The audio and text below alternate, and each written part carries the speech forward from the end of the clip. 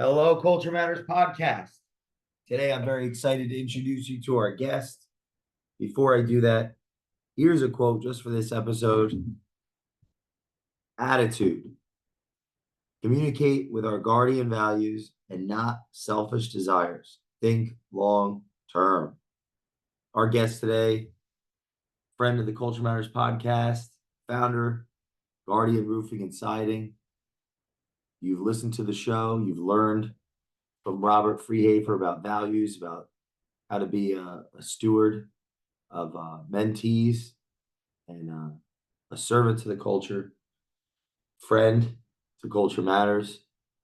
Thanks for coming back. We're talking about values, Guardian values, and a little bit about the opposite of one of the values, which is attitude. Communicate with our guardian values and not selfish desires. Think long term. So, in short or in brief, before we go into the inversion or some opposite ways to look at that we want to avoid, what does that value mean to you, Robert? We've talked about it on other episodes that I challenge the listener to listen to, as they'll be very different. But just a recap of what attitude means in Guardian culture.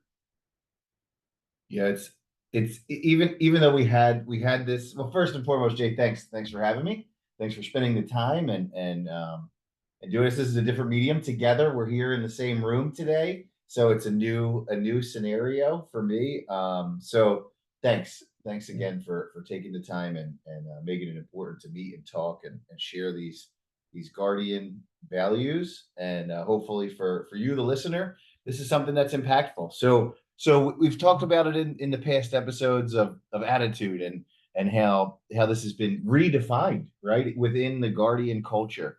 So generally speaking, communication for me is it's not just the words that we use, it's the actions that we take, the things we don't say when we listen. And even if you go into all the other values that are laid out, that's displayed, right? So ultimately, I could spend a long time speaking about this particular value because it actually touches on all the other values.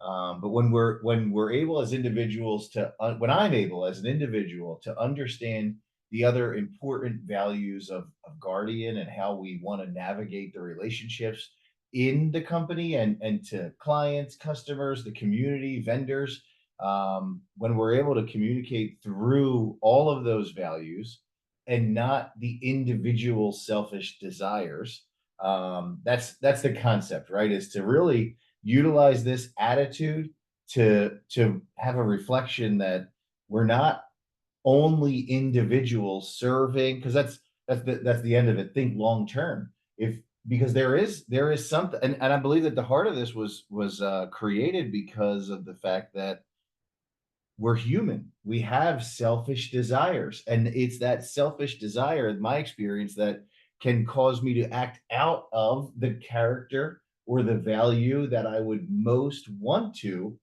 you know, act in that way. Like in the moment, in a short term thinking, I may decide to omit something so I don't. This is past poor behavior, so I don't hurt someone's feelings, send them away upset, or not win the business, or who knows, right? But ultimately, this is a reminder for us to hold all the values together, to act in them, not and not act in a selfish way. But the paradox with so many of these values is that actually I believe this is why we talk about it. We It's written on the wall, is so I can, as a company, put language to it, be able to utilize it in situations. I do believe that when these values are lived out, there's actually a higher probability of better long-term end results for each individual. So it's like, I found that if I actually act selfishly in a closed-minded, negative, not caring about other people, it may seem to work in the short term, but in the long term, it doesn't work. it actually is stifling to growth, success, freedom. Where if I do the other way, where I think long term, I am truthful, straightforward, choose the, be honest. And if somebody's not a good fit for the company, they'll move on, we'll move on, and we'll spend time with good clients that are a good fit. And that same thing can be applied towards intercompany relationships as well. And these are things that they're growing, they're moving, moving. It's a moving target, I'll say. These values. It's not like this is an absolute. And I say that for anybody listen that's thinking about business, they're in business. I don't personally hold to a mindset that this is it. This is how I live every day, all day. This is a goal. I want to live this way, and it's due to some of my shortcomings and challenges in the past that helped me drive Do this you direction. think that because they're written down and they're talked about actively, it helps pull us away from the short-term incentives of not living in congruence? So That's what comes to mind. yeah, of course. So, and that's something where it instantly rises up in me, like I have to do it more, right? I think that it is that my experience has been that the little bit of involvement that I have in utilizing the values in leading the company, it's paid off in dividends. Like it's definitely it's multiple, it's just really valuable. So, but that being said, it's something that I do feel I need to do more, and then I would be able to even speak more to the benefit of what it would do. Does that make sense? So That's your yeah, question. absolutely. Because what I'm thinking when you're saying short term, there could be benefits to being more self-centered. Well, then if they're if when we write them down and we talk about them, that potentially could help us play the long game versus the short-term benefits. That's what comes to mind as a potential value of becoming more clear on what our values are of our company and having those conversations with each other. Because we may omit, like you mentioned, the omission.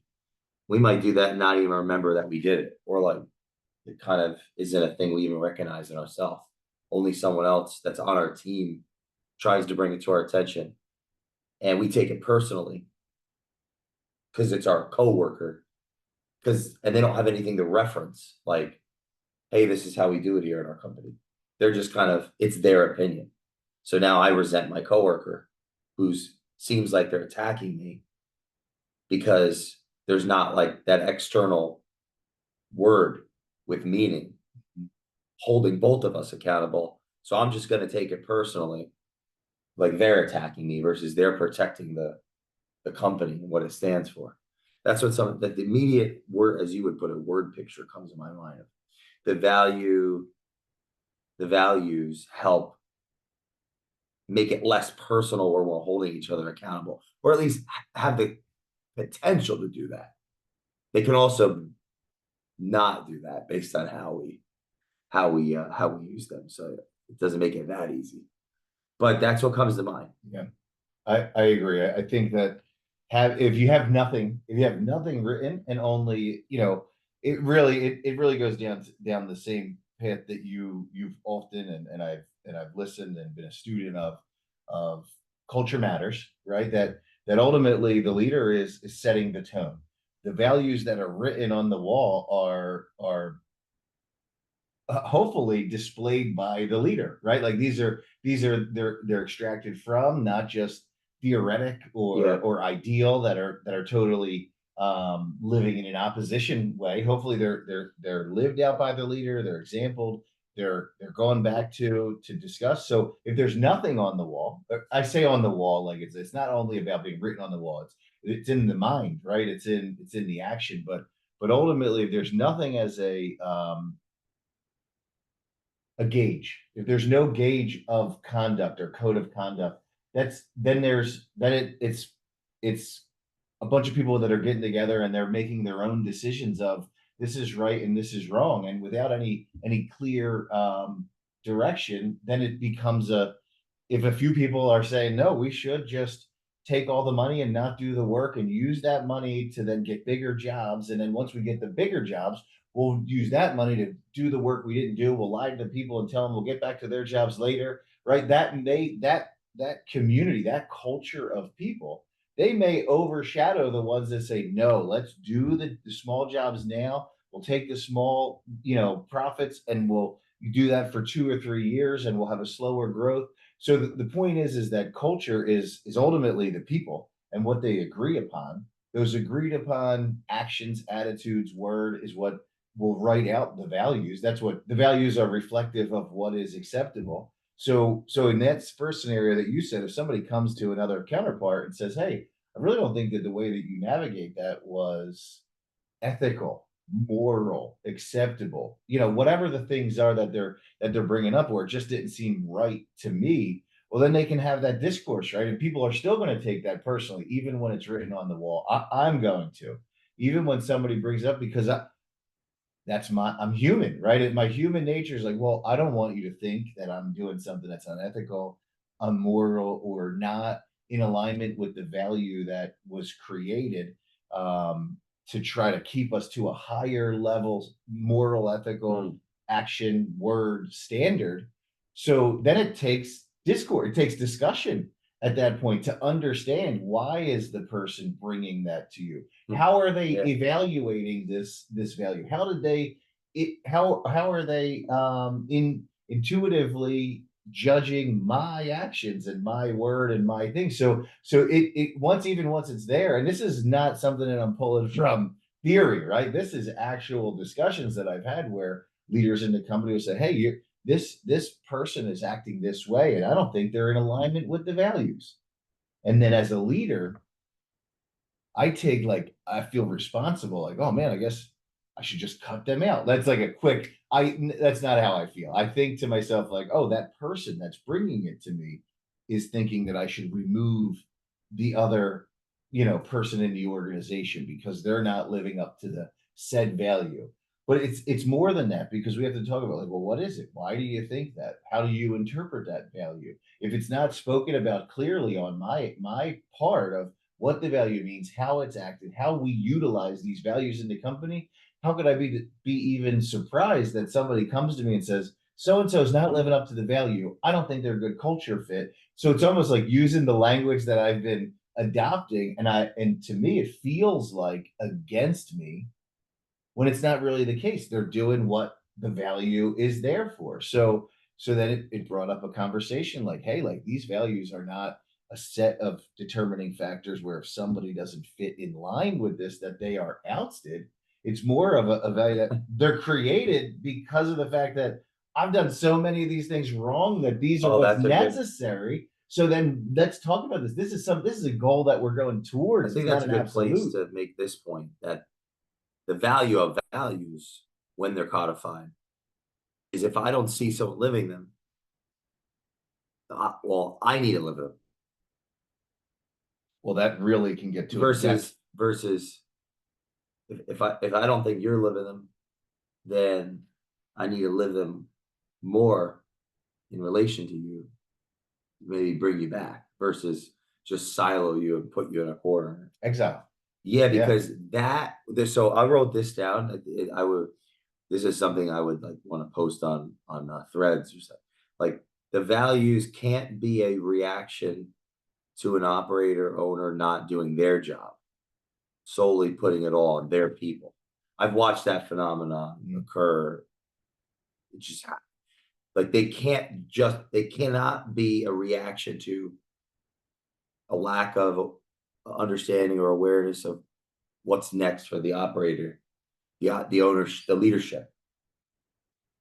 It's got to be, they're on track, they're doing what they have to be doing, and they want to scale.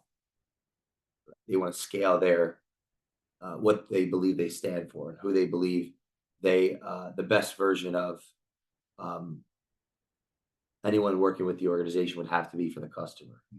It's both. It's an integration. When I've observed that they are just a reaction, and it's just, there's no responsibility. It's too the responsibility, accountability isn't balanced between the organization and the individuals. It's so little responsibility from the top that it's an overwhelming accountability from the top to the bottom. And when that happens, people attack each other. With the values, without the values, an organization becomes tribal. The trust wanes. It's almost, there isn't, all the air sucked out of the room. Everybody's walking on pins and needles.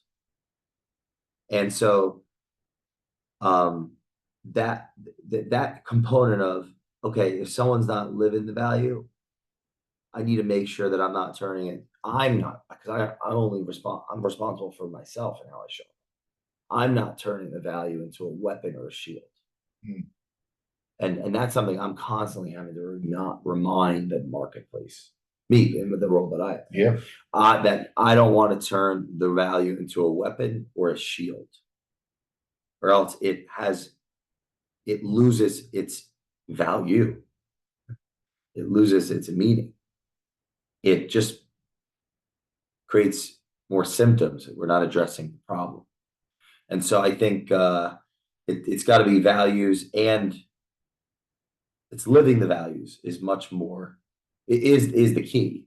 And then how do we do that? Some of that is having conversations like this. But I'm curious what comes to mind. Then I think it'll be good in closing to read some of the thoughts on the opposite of this value. Yeah. For some, but yeah, final thoughts on that. The thoughts on that are that what you're explaining right there, when you say that, if somebody's bringing up something, or somebody's aware that somebody's not living the value out inside of an organization in a business standpoint, for them to just, weaponize the values to get somebody out, or to point out them how bad they are, to protect themselves, like, no, I'm living up to this value because this way or that way. I think that's a very high level self-aware experience that somebody would really need to be. The way that comes to mind is very secure in their own being, because I even when you describe it sounds like an insecure person that's utilizing these things rather than having the conflict and the open communication. And unfortunately, I've found that I have not found a lot of people that are in it, and I'm not saying it like I have not found a lot of people that are very comfortable to have conflict and open discussion about things that are disagreements or views. And I don't say it from a standpoint of I'm so great at it. I'm saying it from I was so terrible at it to now that I've had some level of awareness from working with you, that, man, like, that awareness that I was so unaware makes me very cautious of how I navigate conflict at this point, because I want to be open to it. I want to have the conflict. So all that being said, I think my thought with what you're saying is that is a high level ability to navigate conflict with what you're saying, that when we find someone that is a deficit to the value or to what we believe is the right thing to do, that for us not to just cut them off or exile them or blame or protect through whatever the value is that you're using, and then to literally become more open, more caring, more loving, more truthful, honest with the person that is less living up to the value from that counterpart's point of view. So I know it's a difficult thing, but ultimately the thing that rises up is like, man, that's like Christianity to me. It's like love your enemy, right? Pray for them. Because that's the person that's coming at you, and to example the values at even a higher level. But that's some deep, heavy things. That's where I think forgiveness is. This is just, I don't know if this is the right, but it's like that holds together values, because the value of values is living the values in the absence of someone living the values. I think I said that right. Yes. The value of values is living the values, yes, in the absence of someone else living the values. And so in corporate America, navigate or interviewing and being in the field, seeing companies create values and not live them in relationship with those that aren't living them makes them meaningless.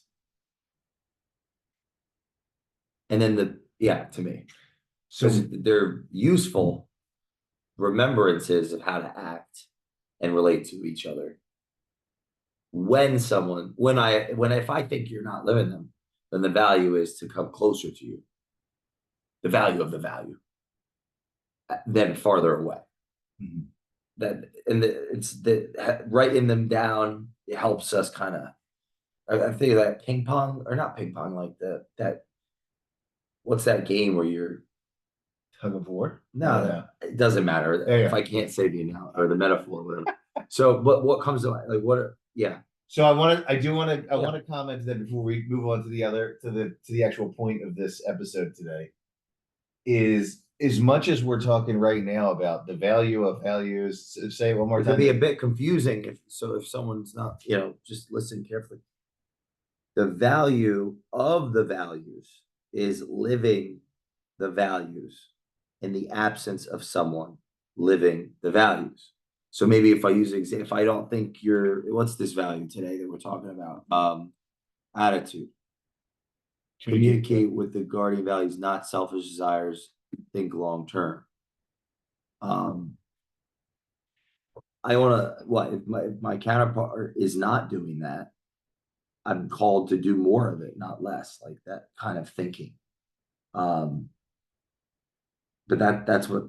So I want to add something. Yeah, help me out. Add it like not that it's in contradiction of, because what we're talking about is that, all right, if someone in the company is not living up to the values, I'm talking about this scenario where like someone's like, get rid of them, they're not living up, they're done with them. But what we're talking about is we need to live the values out at a higher level to that person in an effort to bring them up, to call them out, to communicate with these things, to talk about them. But with that, there is a time where in that scenario, the culture will reveal if that person is not a good fit, the one that is not living up to the values. If they're brought in, they're talked about it, they're explained, and they keep doing the same actions or attitudes or language that is in opposition to the company, it's that same value that will truly exile that person. That is what it is. We will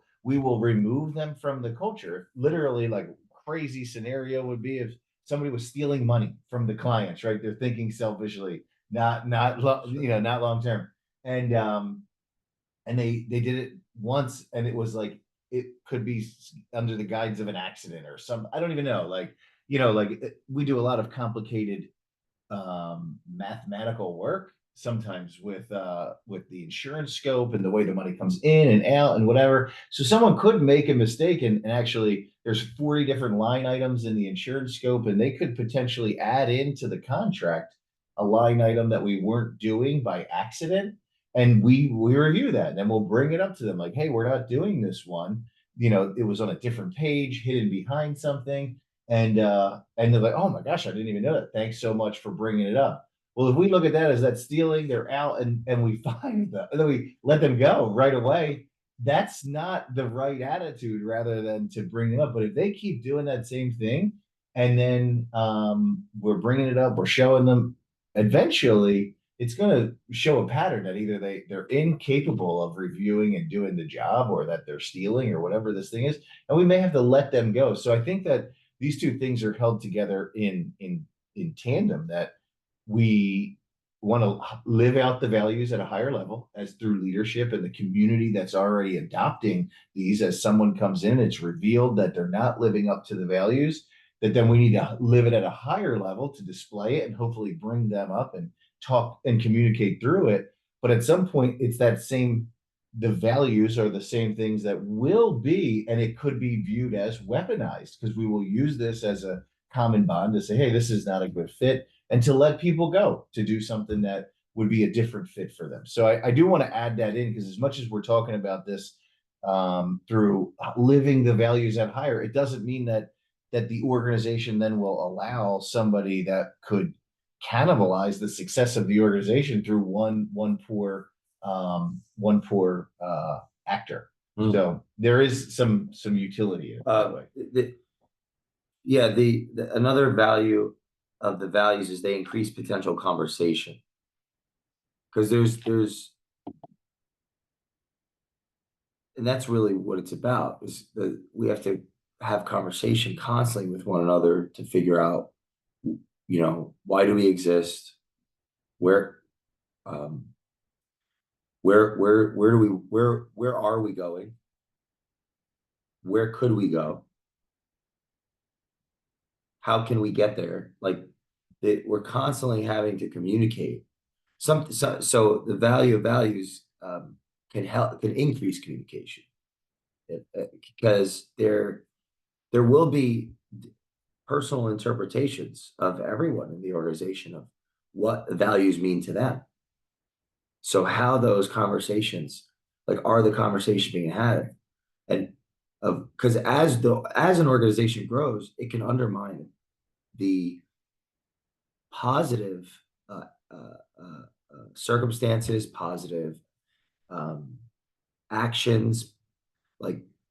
If we go from 10 million to 20 million in sales, we're likely not going to be the same people or the same organization. It reminds me of the Heraclitus quote. Everything is changed. I mean, I'm going to paraphrase, I think, so it's not a quote. Everything is change. Life is constant change, constant in flux. Man never steps into the same river twice. It's a different man and a different river. So it's constant change. Are the strategies that we laid out to get us to 20 million from 10 million in sales, at 20 million, they're going to be different. Who we were then, it may not be who we are now. Our priorities of our life may even be different. We may be checked out of our business as a leadership and not even realize we are. So a big thing with values is they're taught by being observed. So if the leadership is not teaching them through their actions enough, and they're talking too much, they'll be perceived as too much. Or maybe they're just talking not too much, but they'll be perceived as too much because they're not doing enough action. They might not know what to do next with themselves. They might not be selling enough, marketing enough, branding enough. There's a constant tension in that regard. Think about this. You have employees, they're communicating values with their words as feedback loops of each other based on how they're acting and reacting and interacting with the customers. So the values are lived through the service to the customers, and they're held accountable not only through, of course, customers coming back or not coming back. They're also held accountable through the feedback loops of communication with peers. You have your peers, you have your if you're subordinate to a boss, or you have someone subordinate to you, there's feedback loops. The mentor has a mentee, the mentor is a mentee to a mentor, and there's peers. Those are communication feedback loops. And I think that piece of that, there's always constant change, and things have to constantly be reevaluated and looked at, re-strategized, reorganized. We're constantly meeting, talking, listening, planning, and we have to do all of that while also doing the work. Not veering away from the basic fundamental things that made the business exist in the first place. And there's there's constant tension in growth. In success, there's tension. In failure, there's tension. The tension never leaves. And the tension, can undermine the trust of the people within the organization. And will constantly be tested. And values help can help. Even the process of working on them can help, because that could be a self-awareness exercise of, what are we as an organization today? But that's a big piece, or the customer, like, living the values is going to have a big impact on people. If I'm the ownership and I don't have the respect of my people. Why? Why don't I? And I may, so listening to this, you may think, yeah, I don't think I do. Well, why not? If I have people that chose to work for me and to work for the company, they made a decision. There was some level of admiration, there's some level of, especially if I was bought into them, you could feel it. Like, they're not just here for a paycheck. They're here for a paycheck, and they think their life could go somewhere with this. So if that stopped, now they're checked out. Well, what did I not do? What did I do? How bought in am I of my actual organization? Am I respected as a leader? And if I'm not, why not? If I have a vision and I'm articulating it, and I'm talking about the values, and I'm talking about the vision, and I'm telling the story, and I'm actually doing the work, my people will know. They'll tell me if I'm doing the work or not, with their respect of me. They'll be bought in. And that's one thing I've found, being out there. There's a lot of people that, or it's natural for us to get kind of, for the ownership of organization to hit a goal, and then, all right, now what? And in that time of now what, there becomes a gulf between the leadership and the people that grows by the day of now what. And the longer that it goes on, and the bigger the gulf, the less integrate, like, the less everyone's bought in, the more resentment, the more vice creeps in. So as those gulfs are created through success, even, we want to shorten the period of time that they're occurring, and get everybody moving in the same direction as quickly as possible. Because it's almost like, right, let's say we succeed, we go from 0 to 10, we get to 10, so now we're here, and there's not yet a 10 to 20, so there's now this gulf that's separating. We're here at 10, and our people are kind of going back. They're drifting down to 0, from 10 to 0. And that distance is like, wait, what did you say? I can't hear you. Oh, wait, what did I say? Like, oh, I don't like you anymore. Yeah, I don't like you anymore. I hate this career. I hate you. I want to work with someone. The grass is always greener. It's just the job. My priorities are just this. Let me just get the money and run. And it comes down to, are we working? Are we not? Are we sure of what we're doing? Are we not?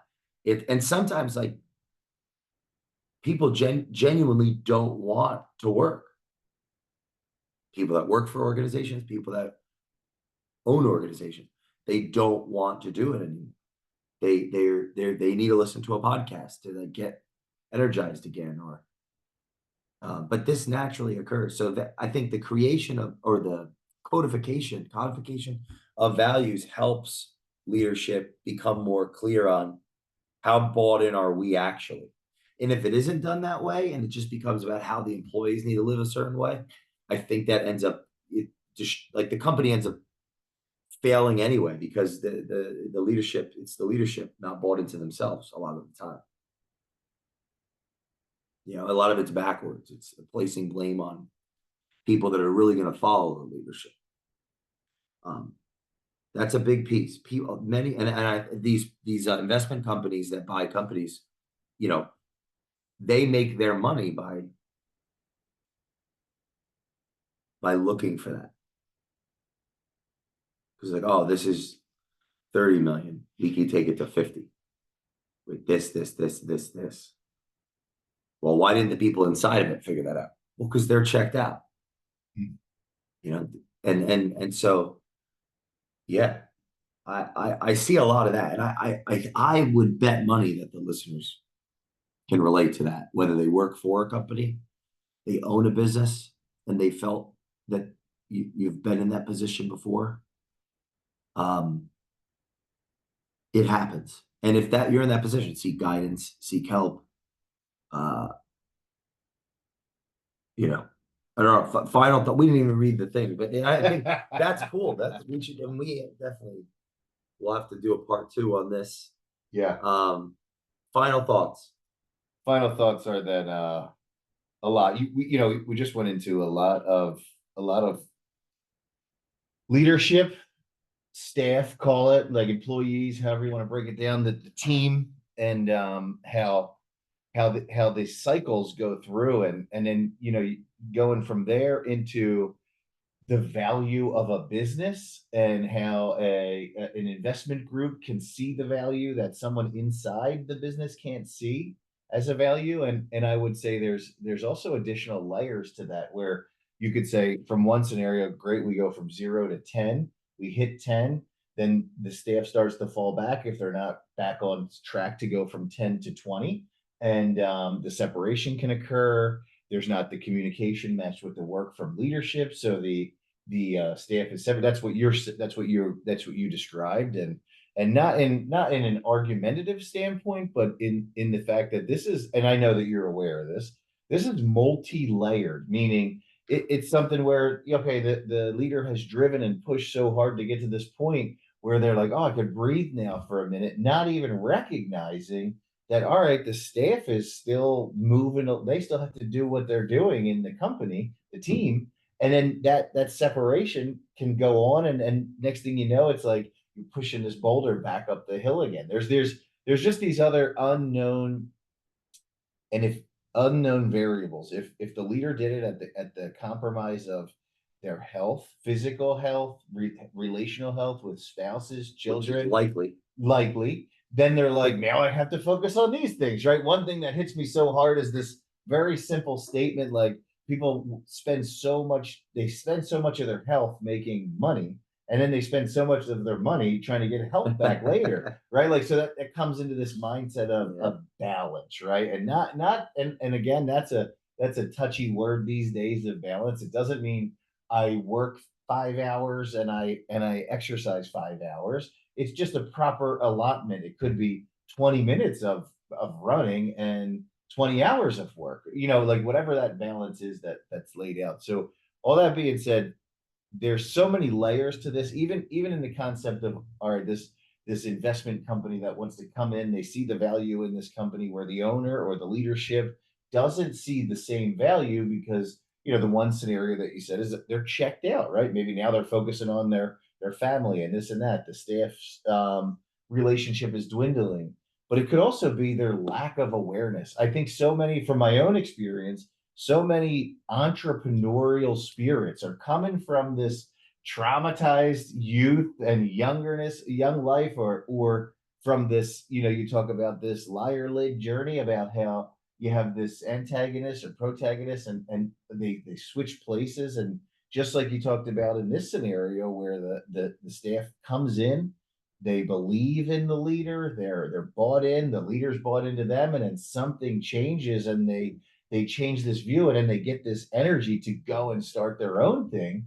So all that being said, I think that there's a lot of unawareness from leadership of the value of what the business is, how to even, because it took everything that they had, and it goes back to the original point. The same person you are, from or same leadership style, same strategy, same actions and thoughts and patterns that you do that get you from 0 to 10 million. It's going to be different actions, attitudes, patterns, strategies that go from 10 to 20. So, but without that, if you're not gaining knowledge, understanding of what these things are, you don't even know what to do. I wouldn't even know what to do, short of going outside and talking with other people, understanding new language. And then ultimately, and this is something that you've said that always sticks with me, is that I'll paraphrase it, but if if I'm not continually learning, growing, understanding, I will be, I will be, I won't be as valuable as a leader in the company. Like, just plain and simple. If I'm not continuing to learn, grow, apply, lead through whatever trend it is, technology, the marketplace in our particular business, how to communicate, how to lead better. If I'm not doing the work for myself, how could I? What do I have to offer to the staff? Right at that point. So, and it is something that I found continually helps, and I get excited about stuff. I'm learning these new things, and I want to share it with people that are around me. So all that being said, I think that it's this constant. I don't even want to use the word. What comes to mind is an ebb and flow, but that has this connotation that like two steps forward, one step back. It's this constant evolving. It's something that Oh, you you know just gave me this that I was speaking idea with for the someone next. in the company, and I was like growth, and I kept using the words growth, and they weren't really like excited about growth as much. Sure. But when I was like, well, look back at the past and what has gone from year one to year 12. And they were like, oh, it's more of an evolving. And I'm like, okay, that is true. It's evolving, moving forward. But ultimately, that's the same thing that I'm attaching growth to. So all that being said, now you got me curious. What do you think? I What think just popped out maybe, for in closing, we'll do you? some other episodes on the entrepreneur versus the entrepreneur. And Robert, I think I don't even think. Well, do you want to read your the value again and just end it on the opposite of it So to I would teach say, out? yeah, I would say, we both took a little couple minutes. The value of the company under attitude is communicate with our guardian values and not selfish desires. Think long term.